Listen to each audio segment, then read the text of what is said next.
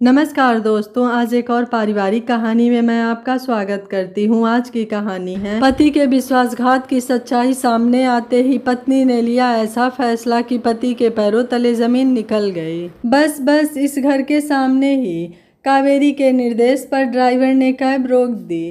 Taxi से उतरकर bag कंधे पर लटकाए लंबे लंबे डग भरती हुई वह गेट खोलकर दरवाजे के सामने जा खड़ी हुई। कुछ दिन पापा के साथ बिता लूं, फिर सब दुख दर्द भूल जाने की नई सी उमंग लेकर ही वापस लौटूंगी, सोचते हुए कावेरी ने एक नकली मुस्कान चेहरे पर चिपका कर डोरबेल बजा दी। अरे वाह कावेरी, आओ आओ बेटा। अचानक बेटी को आया देख सुधांशु का चेहरा खिल उठा। पापा, कैसा लगा मेरा सरप्राइज? सुधांशु से मिलते ही कावेरी की कृत्रिम मुस्कान खनकती हंसी में बदल गई। कमरे में पैर फैलाकर सोफे पर पीठ टिकाकर वह आराम से बैठ गई। थक गई शायद, मैं अभी तुम्हारी पसंदीदा दालचीनी वाली चाय बनाकर लाता हूँ, कहकर सुधांशु किचन में चले गए। आप क्यों, निर्मला नहीं आई क्या आज काम पर? कावेरी सुधांशु के पास जाकर खड़ी हो गई। बेटा, एक ज़रूरी काम के सिलसिले में आज जयपुर के लिए निकलना था मुझे।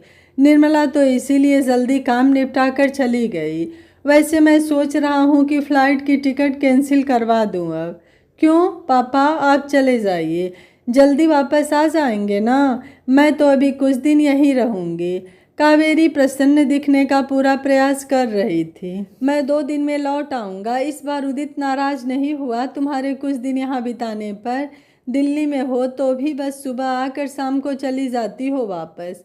एक दिन भी कहाँ रहने देता है वह तुम्हें मायके में।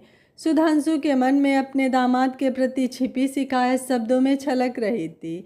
ऑफिस के काम से आज ही उदित सिडनी गए हैं, इसलिए आपके साथ कुछ दिन रहने का प्रोग्राम बना लिया मैंने। गुड। सुधांशु के चेहरे पर एक लंबी रेखा खिंच गई। कावेरी भी मुस्कुरा दी और फिर ड्राइंग रूम में रखे बैग को अपने कमरे में ले जाकर सामान निकाल अलमारी में लगाने लगी। सुधांशु के साथ बातचीत कर कावेरी का मन हल्का हो गया, लेकिन अपने पापा के जाते ही उसे उदासी ने घेर लिया। मस्तिष्क में विचारों की उलझन निराशा को और भी बढ़ा रही थी। शून्य में ताकती वह अपने आप से ही बातें करने लगी। कितना अपनापन है यहाँ, दीवारें भी जैसे अनुराग बसाए हैं अपने भीतर। घर के एकमात्र सदस्य पापा तो जैसे स्नेह का पर्याय ही हैं। मम्मी के दुनिया छोड़कर चले जाने के बाद सालों से मम्मी की भूमिका निभाते हुए अपनी ममता की छांव तले धूप सदृश चिंताओं से बचाते आए हैं वे। मैं अकेली संतान हूँ तो क्या, सभी नाते मिलकर भी जितना प्रेम नहीं बरसा पाते उतना पापा ने अकेले ही मुझ पर बरसा दिया।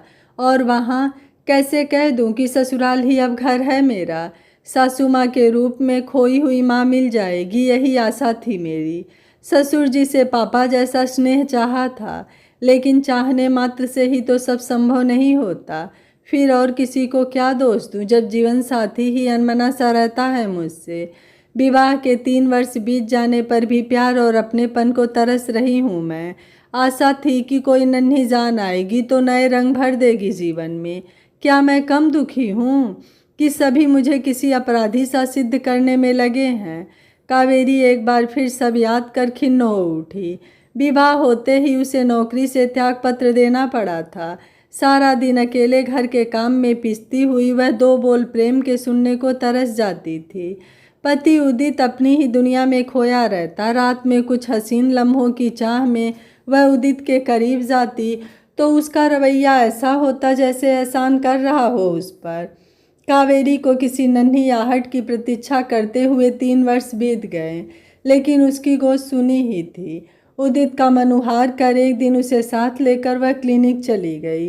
वहाँ डॉक्टर ने कावेरी व उदित दोनों के लिए कुछ टेस्ट लिख दिए।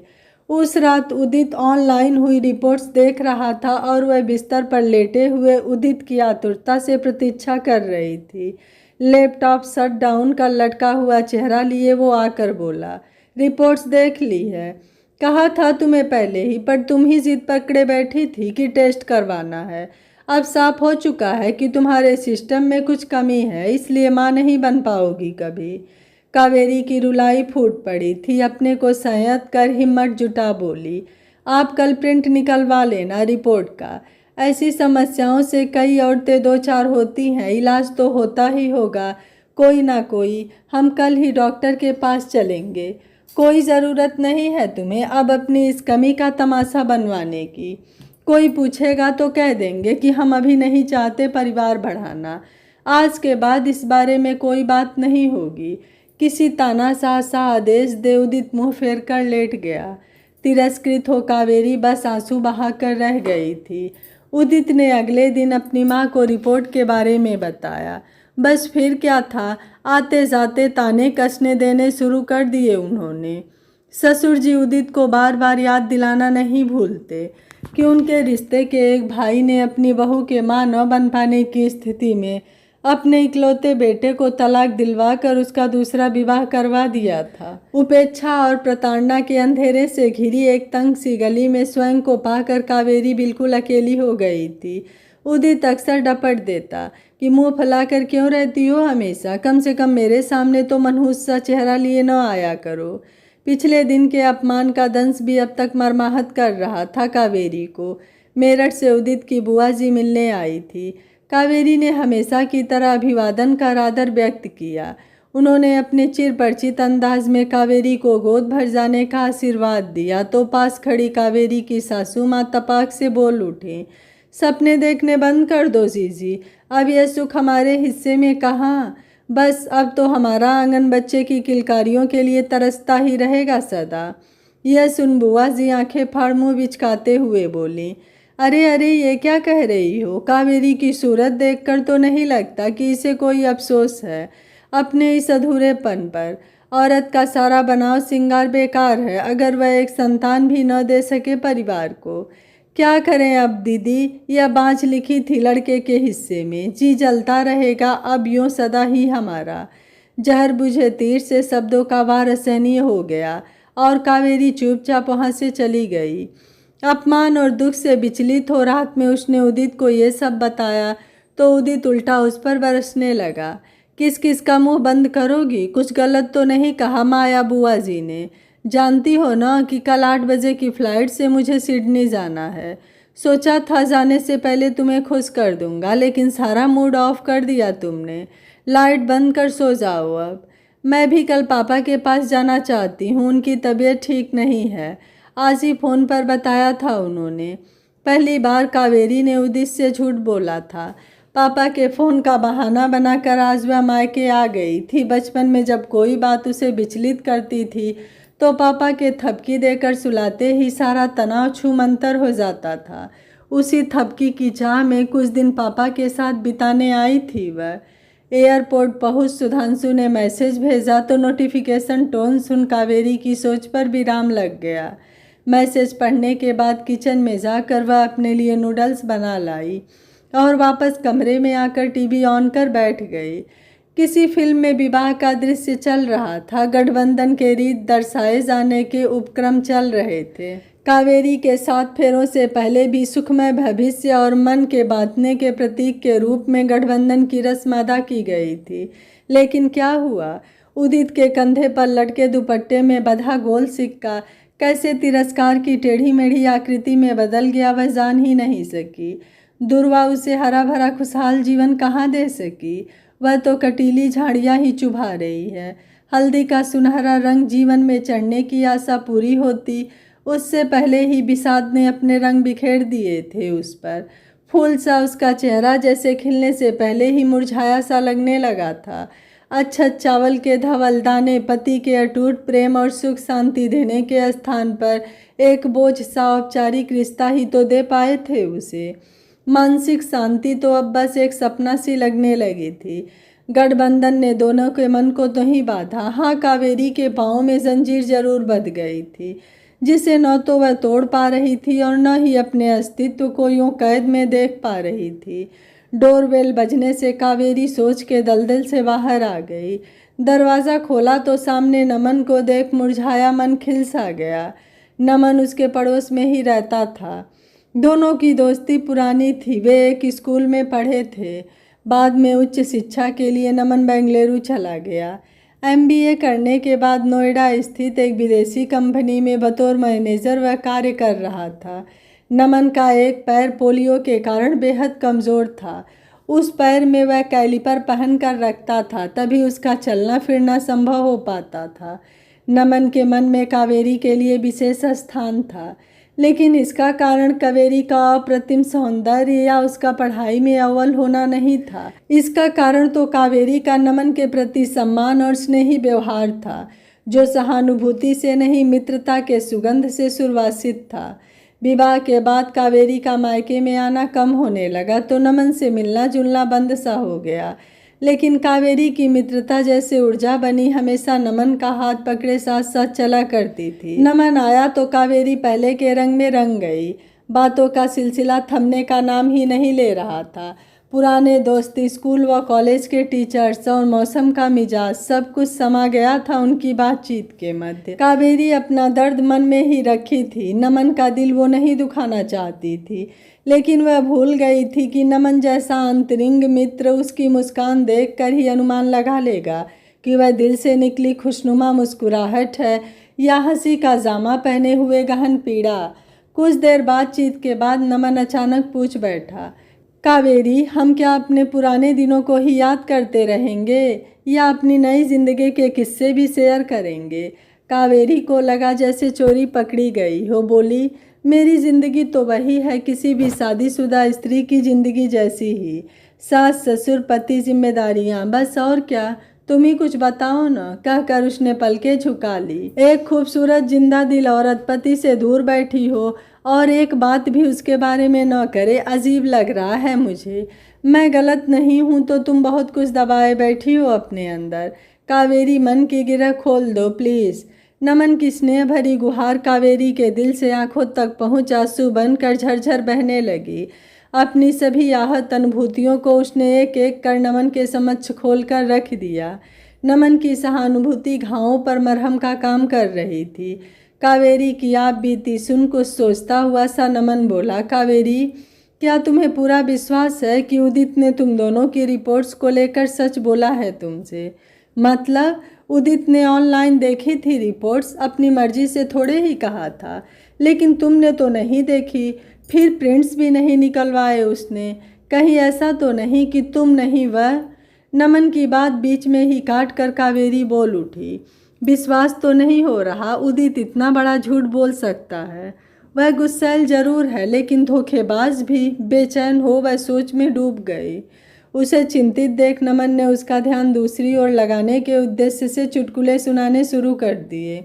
एक बार फिर हंसी मजाक का दौर चल पड़ा। इस बीच सुधांशु का जयपुर पहुंचकर फोन आ गया। नमन वहां आया हुआ है यह जानकर कावेरी के लिए चिंतित सुधांशु को राहत सी मिली। नमन से उन्होंने रात में कावेरी के पास ही रुकने का अनुरोध किया। रात के 1 बजे दोनों की उनिंदी आंखों ने बातचीत की गति पर थोड़ा विराम लगा ही दिया। सोने से पहले नमन हौले से मुस्कुरा कर बोला, कावेरी, एक बात कहना चाहता हूँ। हम कितने वक्त बाद मिले हैं, इसके बाद न जाने कब मिल पाएँ। तुम्हें कोई तकलीफ़ न हो तो एक कॉफ़ी हो जाए?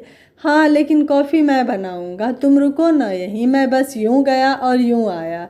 कावेरी मित्र के आग्रह को टाल नहीं सकी। अपने पिता के कमरे में जाकर कावेरी नमन के सोने का प्रबंध करने लगी। नमन कॉफ़ी लेकर आया तो पहला घूंट भरते ही बोली, कमाल की कॉफ़ी बनाते हो नमन, तुम्हारी होने वाली वाइफ से रस सा हो रहा है मुझे। कहते हुए कावेरी खिलखिलाकर हंस पड़ी और फिर वहीं बेड पर पैर फैलाकर चैन से बैठ कॉफ़ी का आनंद लेने लगी। नमन ने उसे अपने मोबाइल में उन लड़कियों के फ़ोटो दिखाए जहां उसके रिश्ते की बात चल रही थी। कावेरी से उसके पसंद की लड़की चुनने को कहकर वह वॉशरूम में चला गया। थकी हुई कावेरी वहीं बेड पर लेटी तो पता ही नहीं चला कि कब नींद आ गई। सुबह अलार्म बजने पर कावेरी की नींद खुली। हड़बड़ाकर बिस्तर से उठकर वह कमरे से बाहर निकली। नमन बालकनी में खड़ा गुलाबी आसमान पर बिखरी छटा निहार रहा था।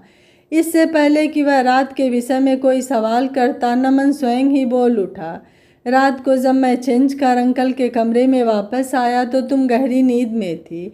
तुम्हें उठाना मैंने ठीक नहीं समझा और तुम्हारे कमरे में जाकर सो गया। चाय पीकर नमन वापस चला गया। जब तक सुधांशु लौटे नहीं, नमन प्रतिदिन कावेरी से मिलने आता रहा। सुधांशु लौटे तो कावेरी जैसे नन्ही सी बच्ची बन गई। वह यह देखकर बहुत प्रसन्न थी कि इतने कम समय के लिए जयपुर जाने पर भी पापा यह नहीं भूले थे कि लाख की चूड़ियाँ कावेरी को बहुत पसंद है। रंग बिरंगी चूड़ियों और कंगनों के साथ ही पापा गुलाबी और पीले रंग में रंगा गोटा पट्टी के काम वाला एक सुंदर लहंगा भी लाए थे। कितना खुश देखना चाहते थे वे कावेरी को। चाह कर भी कावेरी सुधांशु को अपना दुख नहीं बता पाई। वह जानती थी कि उसके मां न बन पाने पर ससुराल वालों का उसे दोष देना पापा को बहुत कष्ट पहुंचाएगा। अपनी पीड़ा भीतर ही दबा पापा के स्नेह को पल पल महसूस करती कावेरी के 10 दिन बातें करते और हंसते हंसाते कब बीत गए पता ही नहीं चला उसे। वापसी के दिन नाश्ता करने वह टेबल पर बैठी ही थी कि उबकाई आने लगी।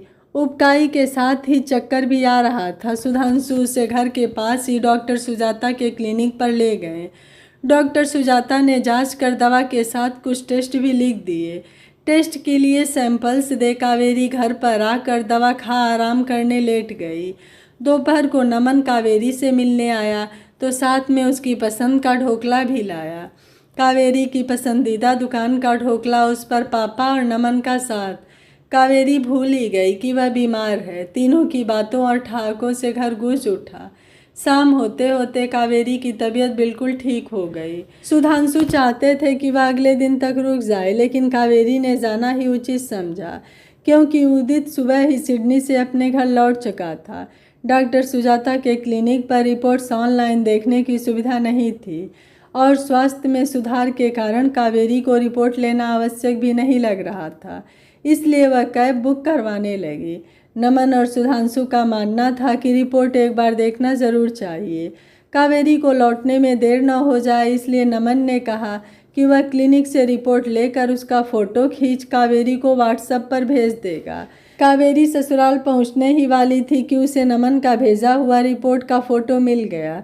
जब कावेरी ने फ़ोटो डाउनलोड कर देखा तो उसे अपनी आंखों पर विश्वास ही नहीं हुआ। रिपोर्ट बता रही थी कि वह गर्भवती है। कावेरी का मन बल्लियों उछलने लगा। वह जल्द ही उदित से मिलकर यह सुखद समाचार उसे सुनाना चाहती थी। उत्साह से भरी कावेरी दौड़ती हुई उदित के पास जा पहुंची। उदित से आंखें बंद करने को कहकर उसने पर्स से मोबाइल निकाला और रिपोर्ट का फ़ोटो उदित के सामने कर दिया। उदित ने आंखें खोली तो नज़रें मोबाइल स्क्रीन पर ठहर गई। रिपोर्ट में प्रेगनेंसी पॉजिटिव देखते ही उसके चेहरे का रंग उड़ गया। माथे पर त्योरियां चढ़ाते हुए बोला, क्या मजाक है ये? मजाक नहीं, यह सच है उदित। कावेरी खुशी से चहक उठी। लेकिन यह कैसे हो सकता है? उदित आशंका से घिरा था। हो गया, बस कैसे यह तो मुझे भी नहीं पता। आधा से कंधे उकसाती हुई कावेरी उदित से लिपट गई। कावेरी को अपने से अलग कर उदित आक्रोशित हो लगभग चीख उठा। ऐसा नहीं हो सकता, कभी नहीं हुआ तो हुआ कैसे? क्या हो गया है आपको? इस बार कावेरी तुनक कर बोली। यह क्या अनाप शनाप बोले जा रहे हैं आप इतनी देर से? मैंने तो सोचा था कि आप यह खुशखबरी सुन खुशी से झूम उठेंगे, लेकिन कैसी खुशखबरी, कैसी खुशी? सुन लो तुम आज कि मैं कभी पिता नहीं बन सकता। उत्तेजना और क्रोध में उदित के मुंह से सच निकल गया। कावेरी सिर पकड़कर बैठ गई। उसे लग रहा था कि चक्कर खाकर गिर जाएगी। अपनी रोबीली आवाज़ में उदित फिर चिल्लाया, क्या मैं जान सकता हूँ कि यह बच्चा किसका है? शायद उस नमन का है जिसने तुम्हें यह रिपोर्ट भेजी है। कावेरी यह सहन न कर सकी और तैस में आकर बोली, आप समझी कि आपने मुझे हमारे टेस्ट की रिपोर्ट क्यों नहीं दिखाई थी? क्यों नहीं जाना चाहते थे डॉक्टर के पास? इतना बड़ा धोखा? बौखलाया सा उदित कुछ बोलने की स्थिति में नहीं था। बेचैन होकर वह कमरे में इधर उधर चक्कर लगाने लगा। असमंजस में पड़ी कावेरी भी आंखों पर हाथ रख बेड पर लेट गई। कुछ देर बाद कमरे की चुप्पी कावेरी का मोबाइल बजने से टूट गई। कॉल नमन का था। उखड़ी सी आवाज़ में हेलो बोल मोबाइल पर बात करते हुए वह कमरे से सटी बालकनी में जा खड़ी हुई। नमन बोला, उदित का सिडनी टूर कैसा रहा? तुम्हारी तबीयत कैसी है अब? वैसे मैंने एक ज़रूरी बात बताने के लिए किया है फ़ोन। अरे मैंने जिस रिपोर्ट का फ़ोटो भेजा था वह तुम्हारी नहीं थी।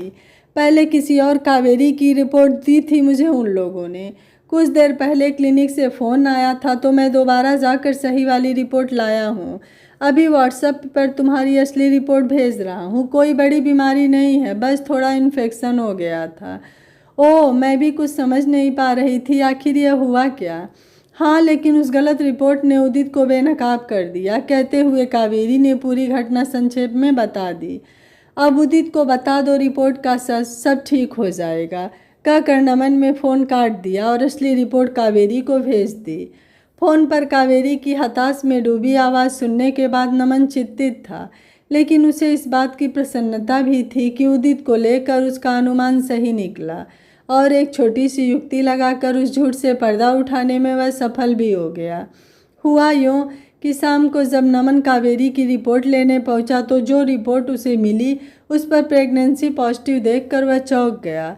फिर रिपोर्ट पर मोबाइल नंबर व घर का पता देखा तो वह कावेरी का नहीं था। नमन समझ गया कि यह रिपोर्ट किसी और कावेरी की है। इससे पहले कि वह काउंटर पर जाकर सही रिपोर्ट लेता, उसने अपने मोबाइल से उस रिपोर्ट की एक फ़ोटो इस तरह खींच कर रख लिया जिसमें एड्रेस और मोबाइल नंबर दिखाई न दे। इसके बाद नमन ने कावेरी की असली रिपोर्ट लेकर अपने पास रख ली। रिपोर्ट नॉर्मल थी, इसलिए उसे कावेरी तक पहुंचाने की जल्दी भी महसूस नहीं हुई। नमन को गलत रिपोर्ट वाला फ़ोटो कावेरी को भेजने के कुछ देर बाद भेजी नमन ने असली रिपोर्ट, ताकि कावेरी उदित को गलत रिपोर्ट दिखा सके और इस बारे में कावेरी और उदित की बातचीत भी हो पाए। गलत रिपोर्ट देखने के बाद उदित की प्रतिक्रिया द्वारा सच झूठ की तह तक पहुंचना चाहता था नमन। सही रिपोर्ट भेजने के बाद नमन आशा कर रहा था कि उदित अब शर्मिंदा होकर सच छिपाने के लिए कावेरी से क्षमा मांग लेगा और दोनों का वैवाहिक जीवन एक सुखद मोड़ ले लेगा, लेकिन ऐसा हुआ नहीं। उदित को जब कावेरी ने बताया कि प्रेगनेंसी वाली रिपोर्ट गलत थी तो निर्लज्जता और दोगुने वेग से वह कावेरी पर चिल्ला उठा। तो अब अपने दोस्तों के साथ मिलकर मजाक भी उड़ाना शुरू कर दिया तुमने। न जाने क्या समझती हो तुम अपने आप को। सिडनी में ही खुश था मैं, सोच रहा हूँ सब छोड़ छाड़ कर वहीं चला जाऊँ। कावेरी का मन वितृष्णा से भर उठा। मन के चूर चूर होने की पीड़ा मुख पर साफ झलक रही थी। वह जोर से चीख उठी, मुँह से जैसे बोल अपने आप ही निकल पड़े। अपने किए पर शर्मिंदा होने की जगह आप मुझे और मेरे दोस्तों पर कीचड़ उछाल रहे हैं। अब तक आपके व्यवहार को मैं आपका स्वभाव समझ सहन करती आ रही थी, लेकिन आप तो पहले दिन से ही मुझे नीचा दिखाने के मौके तलाश रहे थे। क्या हो गया अगर पति पत्नी में से कोई भी संतान को जन्म देने में असमर्थ है? वह आप भी हो सकते थे या मैं भी। रिश्तों का घटा जोड़ नहीं जानती मैं, लेकिन इतना समझती हूँ कि प्यार दिमाग से नहीं दिल से होता है। पति पत्नी का रिश्ता प्रेम पर टिका होता है। आप तो प्रेम और विश्वास का मतलब भी नहीं जानते होंगे, नहीं तो आपने इतना बड़ा विश्वासघात मेरे साथ नहीं किया होता। पति पत्नी के रिश्ते में प्लानिंग नहीं चलती है। आपने तो मुझे नीचा दिखाने के लिए सब कुछ प्लान किया है। आप यह सोच भी नहीं सकते हैं कि एक औरत कितनी तड़पती होगी यह जानकर कि वह कभी माँ नहीं बन सकती है। आपने इतना बड़ा इल्ज़ाम मेरे ऊपर लगाने के बाद भी कभी मुझे सहारा नहीं दिया, सहानुभूति के दो शब्द नहीं बोले। मैं आपके माता पिता के तानों से पल पल मरती रहती, लेकिन आपने भी जले पर नमक छिड़का, कभी मेरे जख्म पर मरहम लगाने की कोशिश नहीं की। मैंने आपके परिवार के लिए अपनी नौकरी छोड़ दी, कितने समझौते किए, लेकिन आपने क्या किया? आप मेरे पति नहीं हो सकते हैं। पति पत्नी का रिश्ता तो दिल से जुड़ा होता है, दिमाग का खेल नहीं चलता। नामर्द आप थे और बाँच का टैग मेरे ऊपर लगाकर अपने घर में अपमानित होने के लिए मुझे अकेला छोड़ दिया। इतना सुनते ही उदित का एक थप्पड़ कावेरी के गाल पर पड़ा। निकल जा मेरे घर से, इस घर में तेरी कोई ज़रूरत नहीं है। बदले में कावेरी ने भी उदित के गाल पर 2 थप्पड़ जड़ दिए और बोली, बस अब और नहीं। मैं बाँझ ना होते हुए भी आज 3 सालों से आपके माता पिता और आपके द्वारा अपमानित हो रही हूँ। तब तो आपको कभी दर्द नहीं हुआ और आप अपने लिए एक बार भी ये शब्द नहीं सुन सके। आप क्या छोड़ेंगे मुझे? मैं आज ही अभी पति पत्नी के नाम पर कलंक बन चुके इस रिश्ते से अपने को अलग करती हूँ। उदित हक्का बक्का सा देखता रह गया और बैग ले कावेरी उल्टे पाँव मैके लौट आई। सुधांशु भी क्या कहते, सब जानने के बाद कुछ दिनों की जद्दोजहद के बाद तलाक हो गया। अपनी योग्यता के बल पर स्कूल में टीचर बन कावेरी पूरी हिम्मत से स्वयं को संभाले थी, लेकिन मन में कहीं ना कहीं एक रिक्तता निरंतर अनुभव कर रही थी। धीरे धीरे उसके वजूद पर छा रही वह उदासी उसकी उमंगों और खुशियों को लील ही जाती यदि उस दिन नमन अपना दिल उसके सामने खोल न देता। कावेरी, तुम्हें कभी कहने का साहस न जुटा सका। हमेशा एक जुड़ाव सा महसूस होता रहा है तुम संग। कुछ कहना भी चाहा कभी तो अपाहिज पाँव ने जैसे मेरी सारी हिम्मत छीन ली। तुम्हारी शादी हुई तो सब्र कर लिया और हमेशा तुम्हें खुश देखना चाहा। अब भी मैं तुम्हें देखता हूँ तो लगता है कहीं से खुशियों की गठरी बांध लाऊं और सब तुम पर निछावर कर दूं। नमन बोला। अपाहिज? क्या कह रहे हो नमन? अपाहिज तो उदित था जिसकी सोच ही पंगु थी। काश तुमने कुछ साल पहले ही बता दी होती मुझे अपने मन की बात। कावेरी का गला रूंध गया। तो अब भी क्या बिगड़ा है कावेरी? क्या तुम मेरी जीवन संगिनी बनकर खुश रह सकोगी? कावेरी की आंखें ही नहीं मन भी भीग गया। लगा जैसा नमन ने चाहत के दुपट्टे में सम्मान का सिक्का, उमंग सी हल्दी, दुर्वा जैसी खुशी, चावल के दानों सा विश्वास तथा आशा के पुष्प रख कस कर गांठ लगा दी हो और उसे कावेरी की कोमल भावनाओं की चूनर से बांध दिया हो। गठबंधन तो आज हो गया हमारा, कहकर कावेरी नमन के गले लग गई। यह कहानी आपको कैसी लगी? आप मुझे अपनी राय कमेंट बॉक्स में ज़रूर दीजिएगा। वीडियो पसंद आया है तो वीडियो को लाइक शेयर एंड चैनल को सब्सक्राइब कर लीजिएगा। Thank you for watching. मिलते हैं अगली कहानी में।